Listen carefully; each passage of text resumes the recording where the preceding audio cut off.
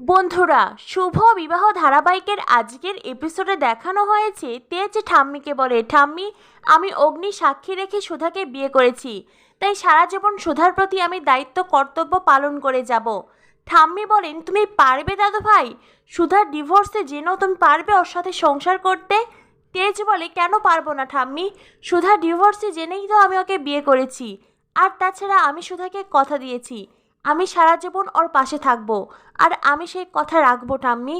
এই বলে তেজ ওখান থেকে চলে যায়। তেজের কথা শুনে গর্বে ছোটকার বুক ভরে ওঠে। ছোটকা খুব খুশি হন। এদিকে সমুদ্রর মনে পড়ে যায় ঝিনুকের কথা। ঝিনুক সমুদ্রকে বলেছিল, আমার দিদির জীবনের সত্যি জানার পরে আমার বিশ্বাস আপনি আমার দিদির পাশে থাকবেন। এদিকে তরিতা ইমনকে ফোন করে সব ঘটনা খুলে বলে, আর সব ঘটনা জানার পরেই ইমন তো মহা খুশি।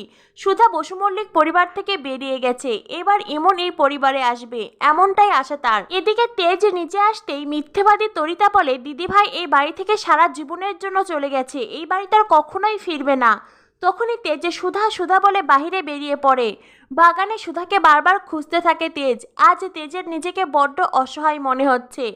তেজ সুধাকে ভালোবাসার কথা বলতে চেয়েছিল, কিন্তু এমন একটা ঝড় এসে সবকিছু এলোমেলো করে দেবে তেজ ভাবতেও পারেনি। তেজ মনে মনে ভাবতে থাকে, কেন এমনটা করলেন সুধা, কেন চলে গেলেন? আপনার কাছে কি নিজের আত্মসম্মানটাই বড় হয়ে দাঁড়ালো?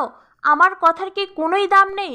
গজানন, এখন আমি কি করব? তুমি আমাকে পথ দেখাও, আমি কিছুই ভাবতে পারছি না। অতীতের অনেক সুন্দর মুহূর্তের স্মৃতি মনে পড়তে থাকে তেজের। সুধার জন্য তেজের খুব কষ্ট হয়। তেজ কি করবে কিছুই বুঝে উঠতে পারছে না। তখনই দূরে বাগানের অন্য সাইডে সুধাকে বসে থাকতে দেখে তেজ। তেজ সুধার কাছে ছুটে আসে। তেজ সুধার হাত ধরে বলে, কেন এমনটা করলেন সুধা? আমাদের মধ্যে স্বামী স্ত্রীর সম্পর্ক না থাকুক, আমরা তো একটু একটু করে বন্ধু হয়ে উঠছিলাম, একে অপরকে বুঝতে শিখছিলাম, বিশ্বাস করছিলাম, ভরসা করতে শিখছিলাম। তবে কেন এমনটা করলেন? কেন আমার ওপর আপনি একটু বিশ্বাস রাখতে পারলেন না? কেন আমি আসা অবধি আপনি অপেক্ষা করতে পারলেন না? কেন সব কিছু এইভাবে এলোমেলো করে দিলেন? আমি তো আপনাকে বলেছিলাম এই কথাটা ঠাম্মিকে কখনো না বলতে। তাহলে কেন এমন করলেন সুধা? আজ সকলের চোখে আপনি নিজেও তো ছোট হয়ে গেলেন, আর সেই সাথে